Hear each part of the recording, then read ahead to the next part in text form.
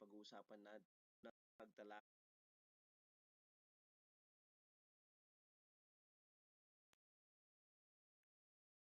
So magandang araw po ulit sa atin at ito po yung ating unang pagtalakay. Ako po si Pastor Eugene ng Christ Life Assemblies.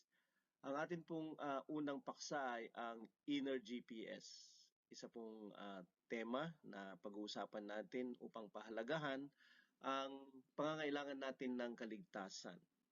So Inner GPS, finding your way to God using your spiritual compass.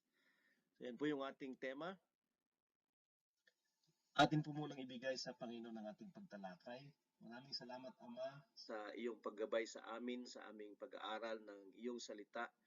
Kami po ay umaasa ng karunungan sa iyo at ikaw, Panginoon, ay magbigay ng karapatan sa amin upang kami, Panginoon, ay makaalam ulit. Kami, Panginoon, ay magabayan ulit ng iyong kaalaman at ang aming mga pananampalataya, Panginoon, ay maging malinaw at upang ang aming mga pagsunod ay maging tiyak. Ikaw, Panginoon, ang manguna sa aming pagtalakay at pagpalain mo kami sa mga salitang aming maririnig at tatalakayin sa pangalan ng Panginoong Hesus. Amen. Inner GPS or Global Positioning System. Finding your way to God using your spiritual compass. Merong isang balita nung nakaraang araw, March 1, to be exact, dahil sa giyera na sa kasalukuyan ay nangyayari sa Ukraine at ang pagsugod ng Russia doon, ito pa rin ay nagpapatuloy, ito pa rin ay lumalala at hindi natin alam kung gaano pa ito mas lalala sa near future. Pero dito sa isang article, isang balita, sabi dito, Ukrainians are messing with highway signs to confuse Russian troops. Yung isang dahilan kung bakit ang mga Ukrainians ay napapatagal nila yung pagsakop at pagkukupa ng mga Russian forces ng kanilang bansa ay kanilang binabago yung mga highway signs upang ang mga Russian troops na hindi naman taga-Ukraine ay mawala. Sila ay malost, di ba? Malost track at hindi sila makapunta sa kung saan sila dapat pumunta. So, ito yung ginawa ng mga Ukrainians na strategy upang lituhin ang mga Russians, 'di ba? Lalong-lalo na yung mga sumusugod upang i-occupy sila. At tila baga nakakatulong somehow upang maantala, ma-delay yung occupation na ginagawa ng Russian sa kasalukuyan. So napakahalaga na alam natin kung saan tayo pupunta. Napakahalaga na alam natin kung ano yung daan, 'di ba?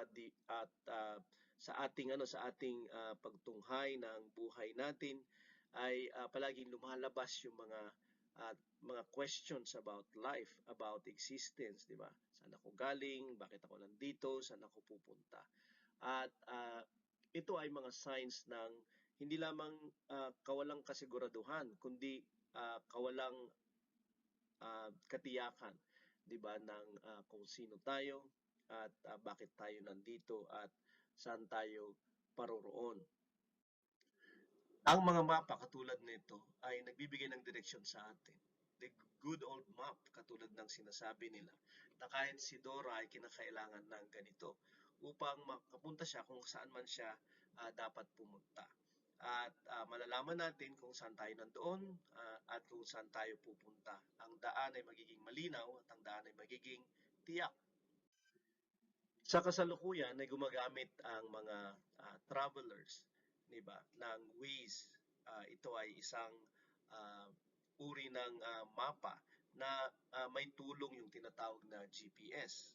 Ito ay isang digital na paraan at isang paraan na mula sa internet natutulungan tayo kung ng direksyon kung saan tayo pupunta, malaman kung saan tayo nandoon at ano yung mga balakid at panganib ng ating mga dadaanan.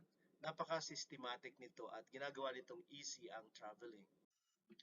So ito ay pwedeng sa pamamagitan ng ating mga gadgets, 'di ba? Sa cellphone natin, sa mga tablets natin at sa mga laptops at iba pa na pwede nating i-connect sa internet at magkaroon tayo ng ng direksyon. Hindi tayo ma-misguide at ma-misdirect kung saan tayo pupunta. At yun nga, malaman natin kung saan tayo nandoon. Ito ay guided ng mga satellites na marami na umiikot sa ating outer space. At ito ay ginagamit natin sa tinatawag na GPS sa kasalukuyan. So mas pinadali niya ang traveling, ang direction at ang guidance, di ba, kung saan tayo gustong pumunta, at nakakatulong ito sa maraming paraan. Diba? Nakakatulong ito sa mga deliveries, di ba, nakakatulong ito sa mga uh, transportation, di ba, na ginagawa natin, nakakatulong ito sa katulad ng ginagawa sa Ukraine sa kasalukuyan ng Russia, di ba? At nami-misguide yung mga Russian troops dahil ang mga signs ay iniba. Subalit kung meron lamang silang GPS, malalaman nila na sila ay nasa tama pa rin na daan. So napaka-handy nito sa atin ngayon upang hindi lamang mapadali ang traveling, ang transportation, makatiyak tayo, pero higit sa lahat, hindi tayo maligaw. We won't be lost. At ito ay isang termino na ginagamit din sa scriptures natin. We are lost. The humanity or humanity is lost. At dahil sa kasalanan na meron siya. Meron lamang tayong isang simpleng tema dito sa GPS. Gagawin natin siyang simple, straightforward, upang malaman ng kahit sino na nakakaintindi ng lingwaheng ginagamit natin ngayon ang pangangailangan natin ng hindi lamang direksyon, kundi makauwi sa dapat nating uwian, marating kung anong dapat nating marating. Kaya nga humanity is lost, it has been lost. At yung pangako lang ng ating existence is destruction. Di ba? Yun yung kalagayan ng ating journey in life. Ang Lamentations 5 verse 19 to 20 best describes the lostness of humanity. Sabi dito, "But you, O Lord, reign forever. Your throne endures to all generations. Why do you forget us forever? Why do you forsake us for so many days?" So sabi niya dito, ikaw Panginoon ay naghahari magpakailanman. Ang iyong luklukan ay magpapatuloy sa lahat ng generation o henerasyon. Bakit mo kami kakalimutan magpasawalang hanggan? Bakit mo kami pababayaan sa maraming mga araw? Nandito yung description ng kalagayan ng Diyos at kalagayan ng sangkatauhan. Ang kalagayan ng Diyos ay nasa position na hindi nagbabago, all-powerful, in control. Pero ang kalagayan ng tao ay out of control, mismanaged, lost. At sabi niya, bakit mo kami kakalimutan at pababayaan sa ganitong kalagayan? Sa iyong kapangyarihan, di ba? Sa iyong pagiging in control ng lahat ng mga bagay. So, bakit nga ba tayo nandito sa kalagayang ito at wala bang magagawa ang Diyos natin? So verse 21 to 22, "Restore us to yourself, O Lord, that we may be restored. Renew our days as of old." Sabi niya, "Unless you have utterly rejected us and you remain exceedingly angry with us." Restore us, renew us. Diba, ito yung sigaw ng isang taong ligaw, yung isang tao na lost. So sabi niya, in our lostness, we need restoration. We need to go back sa kung ano yung dapat na maging kami at ano yung mga dapat na meron kami. Restore us. Restore to us. Diba? Renew us. Yung aming mga kalagayan ay yung gawing bago. At i-renew mo yung mga kalagayan na meron kami. Kami ay dapat mong i-renew unless you have utterly rejected us. So, ang dahilan lang kung bakit kami magpapatuloy na ganito ay we're rejected and you're still angry. At ang rejection niya at yung kanyang anger ay to the superlative, di ba, na description, rejected us, exceedingly angry with us. Di ba? Pero bakit niya tayo i-reject? Bakit siya galit ng grabe-grabing galit sa atin? At bakit dahil dito tayo ay lost at dahil dito tayo ay unrestored at unrenewed? Bakit? Ano ang nangyari sa atin, sa ating kalagayan at bakit nagbago yung kalagayan ng tao? Ang lost ay hindi niya alam kung saan siya pupunta. Hindi niya alam kung saan siya nandoon. At hindi siya sigurado, hindi siya tiyak, gaano pa kalayo, 'di ba? Gaano kalapit kung siya ba ay naligaw na, 'di ba? Hindi niya alam at marami siyang hindi alam. In our lostness, ganun din yung ating kalagayan uh, sa ating in relationship with our God. 'Di ba? Gaano na tayo kalayo hindi natin alam nasa na yung God natin kapag tumatawag tayo, nandiyan ba siya, sasagot ba siya, walang sagot, bakit hindi siya sumasagot, bakit tayo nandito sa ganitong position, etc. etc. Meron tayong pagkaalam ng Diyos, meron tayong pagkaalam sa Diyos, pero tila baga malayo siya, tila baga wala siya, tila baga hindi siya nakikinig at tila baga wala siyang pakialam. Agents of misdirection. Napunta tayo sa ganitong kalagayan dahil tayo ay misdirected or misguided sa isang banda. Merong mga dahilan kung bakit at ang factors ay broken moral compass at blind guide or guides. Ito yung dahilan kung bakit nandito tayo ngayon sa lost na kalagayan. Broken moral compass, Isaiah 59 verse 2. But your iniquities have made a separation between you and your God, and your sins have hidden his face from you so that he does not hear. Ang inyong mga kasamaan ang nagpahiwalay sa inyo at ang inyong Diyos at ang inyong mga kasalanan ang nagtago ng kanyang mukha upang hindi siya makarinig. So, hindi kasalanan, hindi dahil sa Diyos kung bakit nasa kalagayan tayong ligaw. At sinasabi dito, your iniquities, your sins have hidden God, have separated you from God. At ito ay stepping away from God, yung sins na ginagawa natin, isang hakbang, yung isang kasalanan natin palayo sa Diyos. At kung gaano na tayo gumawa ng mga hakbang na ito at mga kasalanang nangyari sa mga buhay natin, gano'n na tayo kalayo sa Diyos. Kaya kapag tumatawag siya, kapag siya ay naghahanap sa atin, ay hindi natin siya maririnig basta-basta kasi depende sa kung gaano kalayo na yung narating natin dahil sa pag-ibig natin sa kasalanan at our wandering, 'di ba, our lostness ay mas mas masahol sa iba kaysa sa iba. So, hindi na natin siya makita, hindi na natin siya maintindihan, hindi na natin alam kung sino itong God na to. God is hidden dahil sa sin na meron tayo, 'di ba? God is unknown dahil sa kasalanan na meron tayo. Meron tayong pagkaalam ng God, we are speaking to Him, we are talking to Him, we are calling Him, we are crying out to Him. Pero it seems that we are talking to a wall na wala man lang alingaw-ngaw, 'di ba?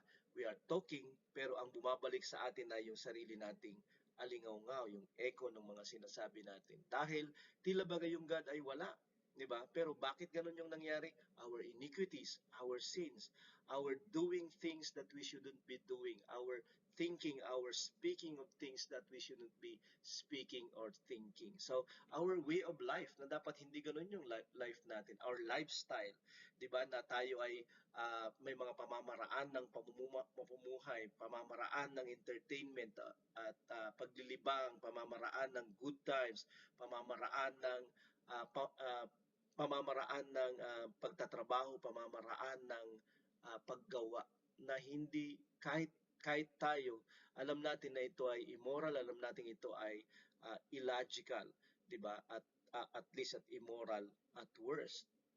Kaya lang nagpapatuloy tayo sa ganitong paraan, 'di ba? Kasi if you are lost at hindi mo alam kung saan ka pupunta at hindi mo alam kung ano yung gagawin mo, magpapatuloy ka pa rin or mag-stay ka sa kalagayan mo. If you stay, lost ka pa rin. Kung magpapatuloy ka at hindi mo alam at hindi ka tiyak, lost ka pa rin at merong tendensiya na magiging mas lost ka. Romans 3:23. That's why sabi ni Paul, for all have sinned and fall short of the glory of God. So, tayong lahat ay nagkasala. Walang sino man na hindi nagkasala. We are inclined to sin. Meron tayong pagkagusto sa kasalanan.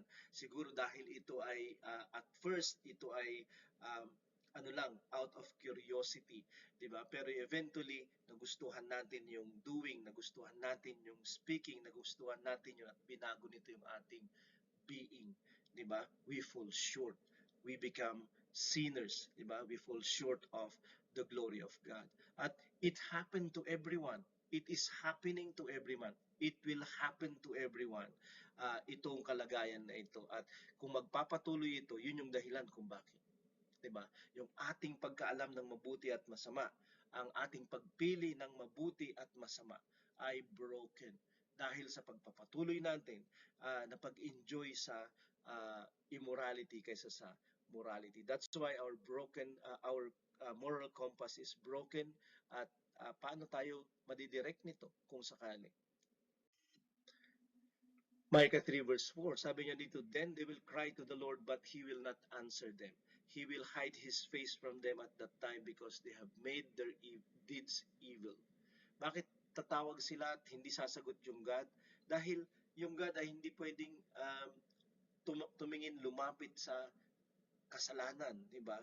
At ang kasalanan ay paglayo sa Diyos. Ito ay separation from God. So sabi niya dito, dahil sa kanilang paggawa ng masama. Kaya hindi siya sasagot sa kanila.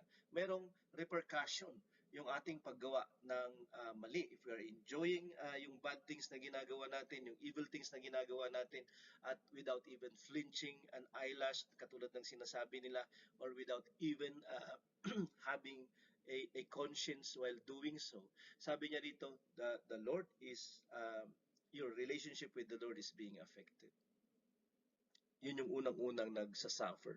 Diba? Hindi lamang yung lostness ng kaluluwa natin, kundi yung ating relationship with God. Na siya lamang yung makakatulong sa kalagayan na meron tayo. Dahil we will go somewhere. Mayroong destiny yung journey ng isang makasalanan. Hindi lamang siya magpapatuloy na lost, kundi meron siyang pupuntahan at hindi siya maganda at hindi niya magugustuhan yung pupuntahan niya. Isaiah 5 verse 20, woe to those who call evil good and good evil, who put darkness for light and light for darkness, who put bitter for sweet and sweet for bitter. So, dahil sa kanilang lostness, dahil sa ating in darkness, dahil sa ating nasa evil o kasamaan, iniquity, di ba? Unrighteousness, hindi na natin makilala yung God na siya yung epitome ng righteousness, ng life, ng light, di ba? Dahil hindi na natin kilala siya at tayo nasa kabaliktaran niya, nasa kabilang dako niya. We are nagiging enemy na ng Panginoon. Nandun na tayo sa kabilang panig, di ba? Opposing God. Tayo ay nagiging kabaliktaran ng Diyos, di ba? Kaya lang kung siya ay light, tayo ay in darkness. Kaya lang eventually tatanggapin natin yung ating darkness as normal, yung ating evil as normal, yung ating bitterness as normal. At yun na rin yung tatawagin nating life. At yun na rin yung tatawagin nating, dahil ito yung normal, yung darkness natin, yun yung light natin. Yung ating evil, yun yung good. Yung bitter, yun yung ating sweet. Kasi gagawin niya na nasirain tayo, 'di ba? Broken tayo at kinakailangan nating ng fixing, 'di ba? So, para tayong isang ilaw na imbis na mag-give off ng light ay darkness, para tayong plancha na imbis na uminit ay lumamig, para tayong mga aircon na nagbubuga ng mainit na hangin, kabaliktaran, 'di ba? At 'yun yung ating ipinagsasaya, yung unti-unting pumapatay sa atin or pumatay sa atin, yung naghihiwalay sa atin sa buhay, yun yung ating ini-enjoy. What will you call such um, what you call such a being, 'di ba? Na nag-enjoy siya sa sakit, nag-enjoy siya sa hirap at mas ginugusto niya yung kamatayan kaysa sa buhay. We were misdirected. Tayo ay hindi nagabayan ng ating uh, mga pagpili. Ang konsensya natin ay nasira na imbis na tayo ay pagalitan sa paggawa natin ng masama, ay convict tayo sa pag pinagagawa nating masama, ito ay napipi at ito ay tumigil na magsalita sa atin. At wala na tayong direksyon. Di ba? Nagkaroon na tayo ng misdirected na journey. Yung susunod ay blind guide or guides. Isa sa mga agents of misdirection ay yung mga guide ng buhay natin. Sa Psalm 27 verse 10, for my father and my mother have forsaken me, but the Lord will take me in. Iniwan ako ng aking ama at ng aking ina, subalit ang Panginoon ay tatanggap sa akin, sabi niya dito. So, malaking kinalaman ng parentage, 'di ba, sa kung paano tayo magabayan. Maraming mga sinasabi ang scriptures tungkol sa responsibilities ng mga parents, 'di ba, sa uh, Deuteronomy chapter 6, sinasabi niya dito, kung kilala mo ang Diyos na iisa, kung kilala mo yung Diyos ng gumawa ng lahat ng bagay, 'di ba? Mahalin mo siya ng buong puso mo, ng iyong pag-iisip, ng iyong kalakasan, at kung ano man yung kanyang kautusan, sabi doon sa Deuteronomy chapter 6, ituro mo sa iyong mga anak. Impress them to your children, sabi niya. 'Di ba? Kung sila ay gumigising, salitain mo yung mga kautusan. Kapag sila ay uh, papatulog pa lang, 'di ba? Kapag sila ay nakaupo at walang ginagawa, ikwento mo yung salita at yung kautusan. Kapag sila ay nasa biyahe kasama mo, 'di ba? Naglalakbay kasama mo, ikwento mo yung kautusan. Huwag mo silang imungkahi sa galit, 'di ba? Train up the child in a way that he should go, so that when he grows up, he will not depart from those trainings and those instructions. Yun yung sinasabi ng scriptures and more. The responsibilities of parents ay napakahalaga. Kaya lang ang problema, yung responsibility ng parents ay hindi nagsisimula sa pagkakaroon nila ng anak at pag-guide nila sa anak nila, kundi pagpili ng partner. Yung mga tao ay misguided at misinformed sa pagpili ng partners nila in life. 'Di ba? Ang kanilang pagpili ay ayon sa image, ang pagpili nila ay ayon sa mga pansamantalang mga indications at ng mga requirements nila. 'Di ba? Hindi nila iniisip na ito ay mayroong lifetime na effect, hindi lamang sa kanila kundi sa pamilya at mga anak na kanilang bubuuin. 'Di ba? Kaya nga kapag yung mga magiging partners natin ay hindi nila alam yung morality, wala silang faith at wala silang spirituality, 'di ba? Hindi nila kilala yung God, ayaw nilang sumunod, ayaw nilang makorek. At ito yung mapapangasawa mo, ito yung magiging partner mo in life. Ano ang mangyayari sa direksyon ng buhay mo?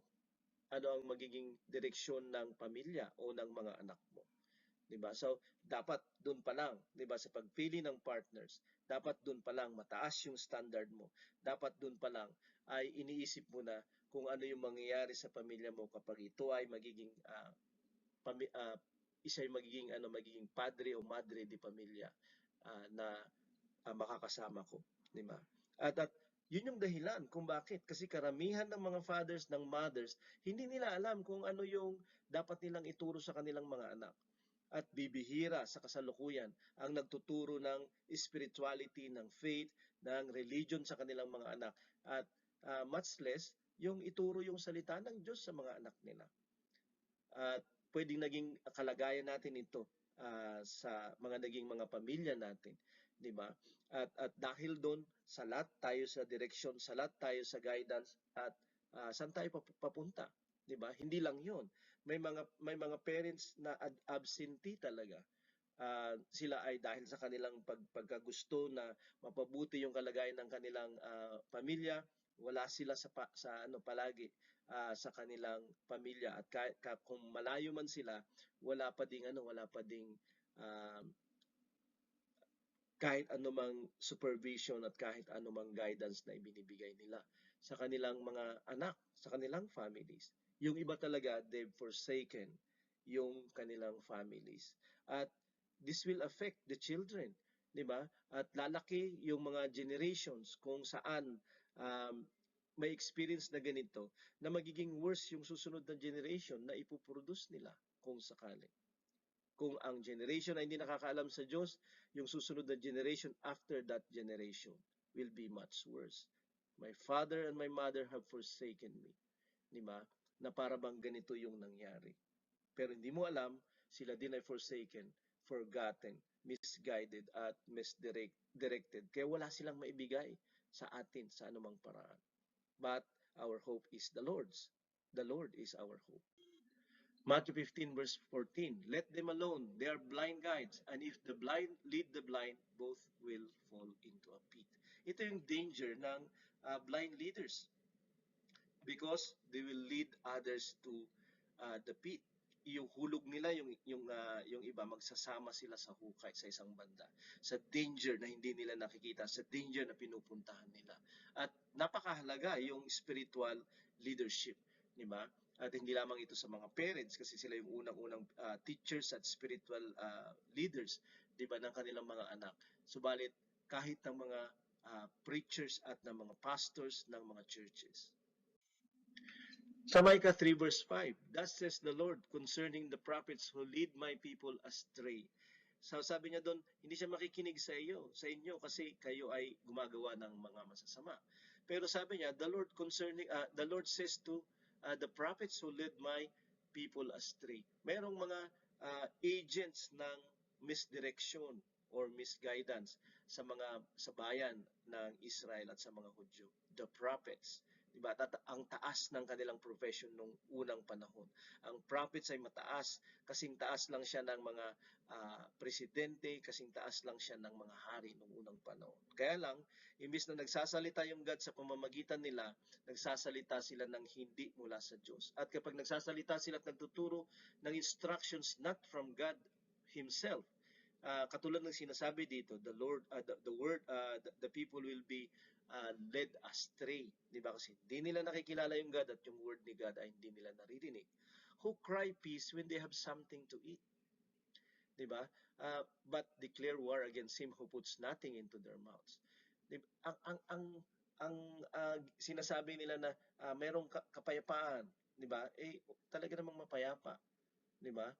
Merong giyera, talaga naman na naghihirap na tayo. So anong pagkakaiba, di ba? So wala silang karunungan, wala silang guidance sa isang banda. O kaya naman nagsasabi sila ng kapayapaan pero giyera yung dadating. Nagsasabi sila ng kaligtasan pero hindi naman talaga ligtas yung mga tao, di ba? Jeremiah 50 verse 6, my people have been lost sheep. Their shepherds have led them astray. Turning them away on the mountains, from mountain to hill they have gone. They have forgotten their fold. Diba? Mayroong mga churches, diba? May mga religions na imbis na i-lead nila yung mga tao kay God, ay hindi sila pupunta sa Panginoon. So, misdirection, yung sabihing all religions lead to one God. Hindi totoo yun.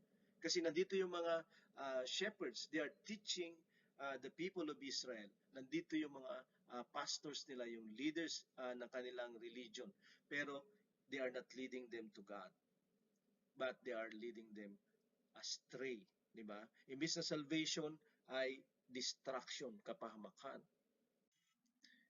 So sabi niya they have gone from mountain to hill at they have forgotten their fold.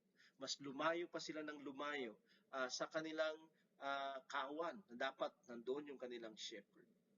At nangyayari ito kahit sa panahon natin as we speak, 'di ba? Ngayong Sunday, 'di ba, maraming mga churches yung nagsasalita tungkol sa Panginoon. Meron pa nga nagsasalita na siya mismo yung Panginoon at siya mismo yung may-ari ng lahat nila. Hindi lamang ng kanilang uh, sanglibutan na tinitirhan at kundi yung kaligtasan nila ay kanyang dapat pirmahan upang sila ay makapasok sa walang hanggang kaligtasan ng Diyos. At si Kibuloy yung tinutukoy ko. At itong Kibuloy na ito ngayon ay mayroong kaso, di ba? Na dapat niyang asikasuhin at dapat niyang harapin. Kaya lang isinisisi pa rin niya sa mga tao yung ganitong kalagayan na meron siya sa kasalukuyan imbis na kanyang harapin yung kaso na meron siya. Unfortunately, siya ay spiritual advisor ng president natin ngayon at iba pang mga politiko. At ito'y isang shepherd na ginagawa niyang lost yung maraming Pilipinos at iba pang mga naniniwala sa kanya. Imbis na makarating sila sa fold ng Panginoon, sa katotohanan ng Panginoon, marinig nila yung boses ng Panginoon, nakakarinig sila ng fabricated na truth, na half-truth o kaya naman mixed truth, na ito ay very potent to kill, di ba? Gagawin kanya na mamatay spiritually. Lost and found at last. Pero ang Panginoon ay gumawa ng paraan because we are His sheep, di ba?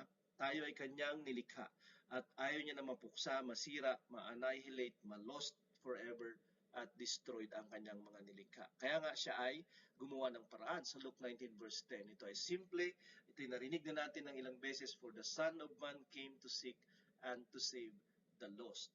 So yun yung kanyang dahilan kung bakit siya dumating dito. Extra lang lahat yung mga pansamantala at mga material na mga provision ng Panginoon, like healing, di ba, like pagkain, like employment, like partner in life, etc. etc.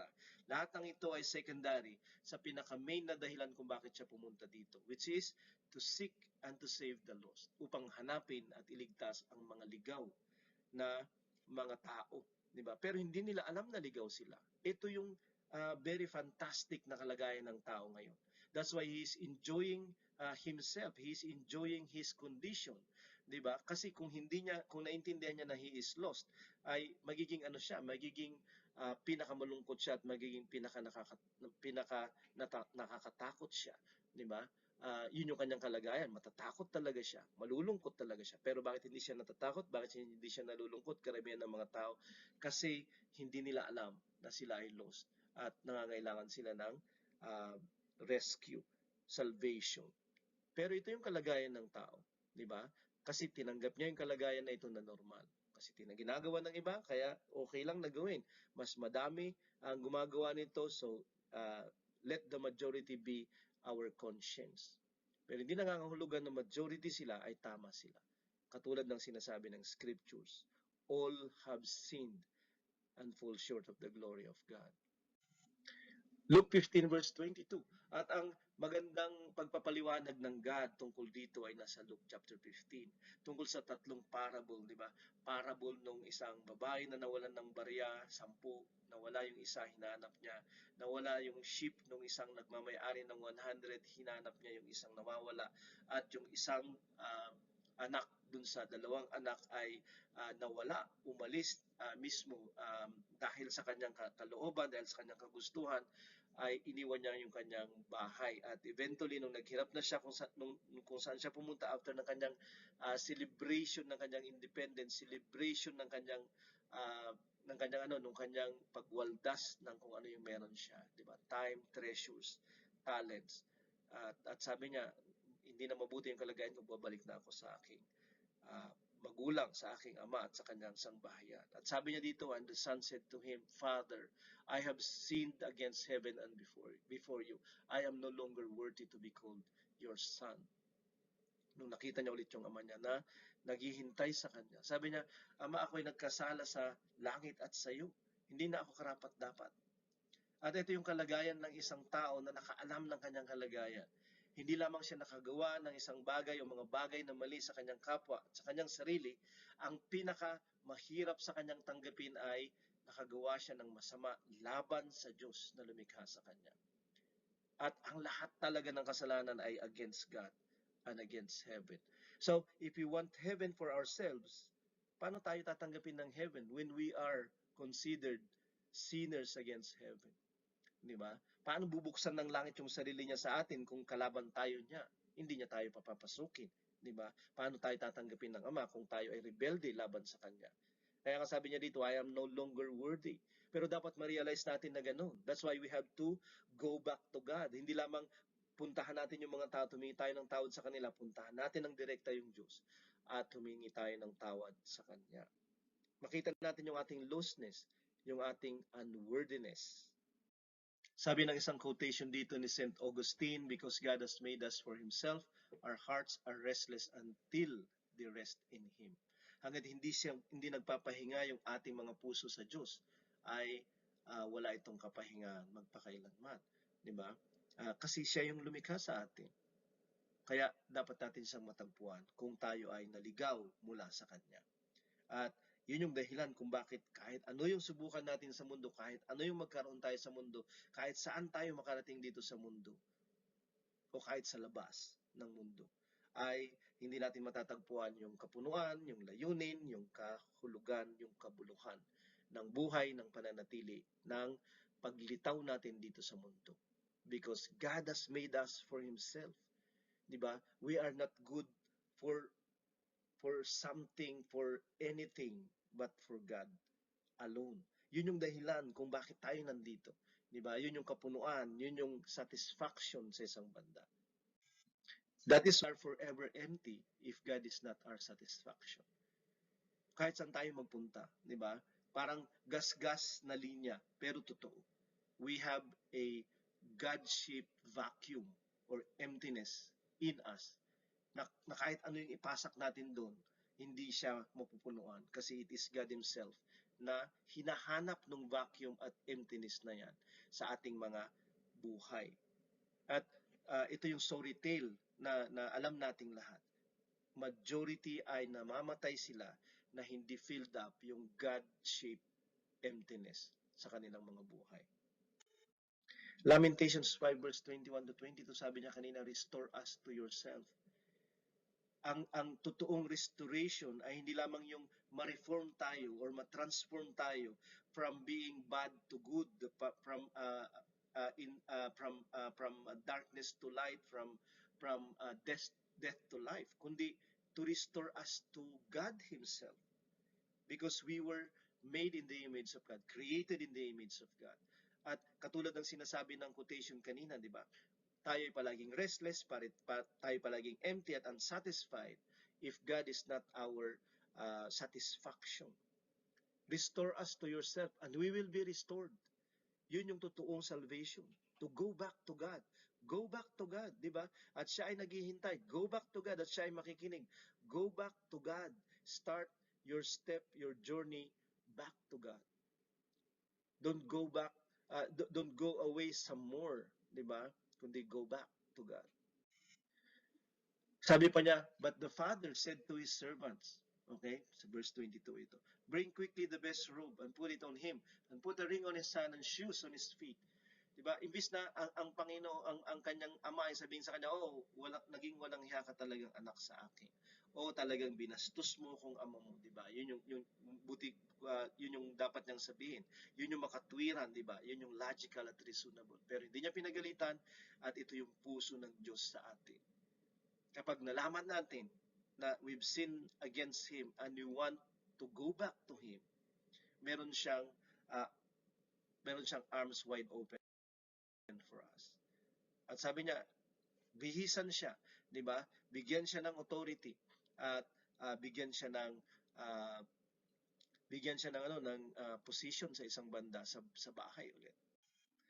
And bring the fattened calf and kill it, and let us eat and celebrate. Let us celebrate. It's a celebration when you go back to God. There's celebration when you go back to God, and you will experience the joy of heaven when you go back to God. The joy that the Father has nung binalikan siya ng kanyang nawawalang anak. Isipin mo na lamang.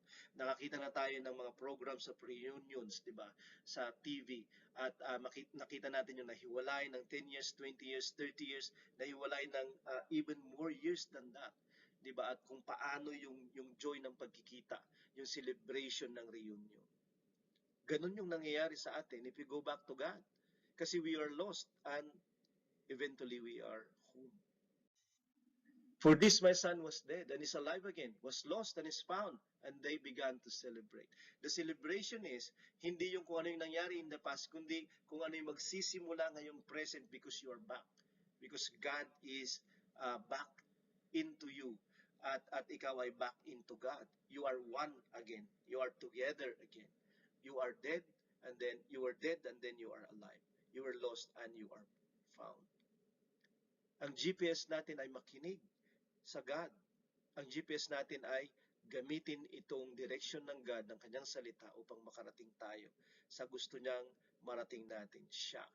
Di ba? At sabi ni Jesus Christ once, kung bakit siya pinadala dito sa lupa, di ba? At kung sinong maniniwala sa kanya ay maliligtas dahil siya yung daan at walang makakarating sa Ama kung hindi sa pamamagitan niya. And if our restoration is to go back to God, then Jesus Christ is our map to God, our GPS to God, and His words, di ba? Ito yung magdadala sa atin sa kagustuhan ng Diyos, sa kalooban ng Diyos, sa kaligtasan ng Diyos. Siya yung magdadala sa atin. 7, just so I tell you, there will be more joy in heaven over one sinner who repents than over 99 righteous persons who need no repentance. Why? kasi tayo ay bumalik sa Diyos. At yun yung kasayahan ng langit. Yun yung kasayahan ng kaluluwa natin. 'Di ba? Hindi yung kung ano man yung tinatangkilik natin ngayon, kung ano man yung ating ginugusto na magkaroon pa tayo sa hinaharap, kundi tayo makabalik sa God. Tayo ay mapatawad sa ating paghingi ng tawad sa Kanya. At hindi na tayo mahihiwalay sa Kanya. Yun yung totoong joy. At ang joy ng heaven ay eternal. Sa Proverbs 1:22 to 23, how long, O simple ones, will you love being simple? How long will scoffers delight in their scoffing and fools hate knowledge? Gaano pa katagal kayong mga madaling dayain, yun yung ibig sabihin ng simple ones. 'Di ba? Ay magpapatuloy na ibigin yung kadayaan. How long will scoffers delight in their scoffing and fools hate knowledge? Sa mga taong manunuya, di ba? Na anuman yung sabihin mo sa kanila, ikaw ay pagtatawanan nila. Anuman yung ikwento mo sa kanila tungkol sa kanilang kalagayan at kaligtasan mula dito ay tatawanan kanila. Kasi ayaw nila ng kaalaman. Kasi sa palagay nila, nalaman na nila yung dapat nilang malaman. Pero hindi nila alam, sa kanilang simplicity, they are doomed. If you turn at my reproof, at my instruction, kung ikaw ay susunod sa instruction ko, behold, I will pour out my spirit to you. I will make my words known to you. Diba? So, ito yung dalawa na gagawin ng Panginoon kung tayo babalik sa kanyang saway, sa kanyang instruction o kanyang pangangaral, sa kanyang pagtuturo, sa kanyang salita. Sabi niya dyan, ibubuhos ko, ibibigay ko sa inyo yung aking spirito, yung aking presensya, yung ruwak, di ba? Yung kanyang presensya, yung buhay, yun yung pinapangako ng kanyang spirito, buhay, presensya, kaligtasan, di ba? At yung aking instruction ay makikilala mo na, yung words ko, at hindi ka na kailanman mawawala. Yun yung kaligtasan, di ba? Makabalik tayo sa Diyos at kailanman hindi na tayo mawawala. Bakit? Kasi hindi natin inibig yung ating kalagayang pansamantala at pangkasalukuyan na nawawala at ligaw. Subalit, ginusto natin na magbago at ang pagbabago ay manumbalik sa Kanya, talikdan yung ating mga kasalanan at tayo ay makakarinig ng instruction kapag nandun na yung puso natin at nakakaintindi na kung bakit tayo nandun sa kalagayan na ganoon. Because we've sinned against our Father and heaven. At gusto na nating bumalik. Diba? At ito yung gagawin ng Diyos natin. Mas higit kanyang i-instructan upang makarating sa Kanya. At pupunuin Kanya ng Kanyang kaligtasan at ng Kanyang presensya. Dahil ang restoration ay siya at makabalik sa Kanya. Kaya pupunuin niya tayo ng Kanyang sarili, ng Kanyang presensya. Diba? Ng Kanyang spirito. Deuteronomy 31 verse 6, be strong and courageous, for do not fear or be in dread of them, for it is the Lord your God who goes with you. He will not leave you or forsake you. At kung ang kalagayan natin ay nakabalik na, kalagayan natin ay napatawad na, kalagayan natin ay binago na ng Panginoon at iniligtas na ng Panginoon, magkakaroon pa rin tayo ng pagkakataon na baka maaring maligaw ulit, baka maaring dayain ulit, baka maaring lokohin ulit, at si Satan ay palagi lang nandyan. Ang mga agents ng misdirection, di ba? Ang ating sariling kalooban, ang ating sariling laman, si Satanas, di ba? Ang mga taong nadaya din na pwede nating mapakinggan yung kanilang karayaan at pwede tayong madaya ulit. Pero sabi niya, huwag tayong matakot kasi sabi niya, the Lord is going with you now and He will never leave you nor forsake you. Yun yung kaligtasan. Hindi na siya aalis sa iyo. At palagi kanyang paalalahanan, palagi kanyang tuturuan, palagi kanyang patatawarin, palagi kanyang ililigtas kung sakali. Sa Mark 1 verse 2 to 3, as it is written in Isaiah the prophet, behold, I send my messenger before your face, who will prepare your way, the voice of one crying in the wilderness. Prepare the way of the Lord, make His paths straight. At nung nagpadala ang Panginoon ng magtutuwid ng daan ng mga tao, ito ay si John the Baptist, diba? Sabi niya, I send my messenger, the voice, at siya ay nangangaral. At ang pangangaral niya ay, ituwid ninyo yung daanan ng Panginoon, diba? Kung sakali, upang siya ay makarating sa atin at tayo makarating sa Kanya. Just in the wilderness and proclaiming a baptism of repentance for the forgiveness of sins. So, yun yung kanyang tinig, di ba? Kayo ay magbago, kayo ay maglinis kasi kayo ay marurumi, kayo ay magsisi kayo kasi kayo ay makasalanan at kayo ay patatawarin at sila ay binautismuhan sa tubig, sila ay nagsisi kasi at sila ay hinugasan at pinatawad ng Diyos. Katulad lamang na marami ngayon ang mga ligaw, marami ngayon yung naghahanap ng sagot, ng tulong, ng pag-asa, ng kaligtasan. At ang dahilan is tumagal na silang lumayo sa Panginoon dahil sa maraming paghakbang nilang palayo sa Diyos dahil sa kasalanan. At ang Panginoon ay pwede nilang balikan, ang Panginoon ay pwede silang saklolohan, ang Panginoon ay pwede silang malapitan kung sila lamang ay mag-aaksay din ng oras na mag-isip na I am here at the moment because of my decisions. Now, I will decide to go back to God. Talk to God, di ba? At talk to us because we will be very happy and joyful to guide you, to help you, to direct you using the word of God sa salvation na ginugusto ng Panginoon na mapasa iyo. As John was directed to proclaim baptism of repentance so that forgiveness will be given to the people, will be received by the people. Yun din po yung pinaka-basic na pwede natin gawin sa ating mga kalagayan.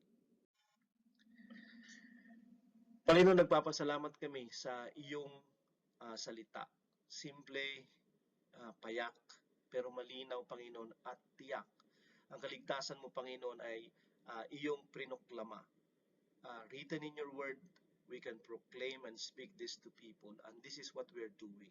Kaya kung sino man po yung nakikinig, Panginoon, dito sa broadcast na ito, nakasama namin ngayon, o sino man na makikinig after this day, ikaw, Panginoon, ay humawak sa kanilang mga decisions, humawak, Lord God, sa kanilang mga puso, at nawa, Panginoon, ay matagpuan nila yung pagsisisi sa mga puso nila at higit kanilang marinig. Ang pagtawag mo ay maging klaro, ang kaligtasan mo ay kanilang makita at tanggapin din. Papasalamat kami ng paggabay mo kahit sa amin, Panginoon, if kami, Panginoon, ay sa kalagayan na nangangailangan ng direction at guidance. Alam namin, Lord, na hindi mo kami papayagang maligaw ulit. Kaya kami lamang ay tutunghay ulit sa iyong salita, tatawag sa iyo na our prayers and our praises, at kami, Panginoon, ay hihiling at maghihintay para ikaw ay magsalita sa amin ng direksyon. Katulad noon, ngayon at magpakailanman, ikaw ay hindi nagbabago. Magpapadala ka ng sisik out at magsisave sa amin dahil ito yung iyong expertise at ito yung iyong kalooban sa amin. You are our Savior alone. Maraming salamat sa araw na ito at sa discussion na ito sa gitna namin sa pangalan ng Panginoong Hesus. Amen.